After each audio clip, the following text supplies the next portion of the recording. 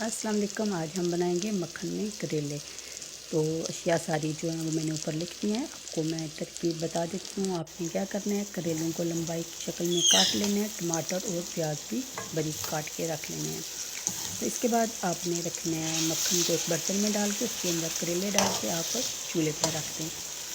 तो 10 मिनट के लिए, 10 मिनट के अंदर 15 मिनट भी हो सकते हैं। मक्खन और करेले का पानी जो है वो खुशक हो जाएगा। जब ये घी छोड़ दें तो आपने इसके अंदर शामिल करने हैं टमाटर, प्याज और बहुत सारी चीज़ें, यानी कि नमक, मिर्च, मसाला जो जो आपने डालना है और हरी मिर्च भी। इसके बाद आपने फिर 10 मिनट के लिए इनको ढक देना है।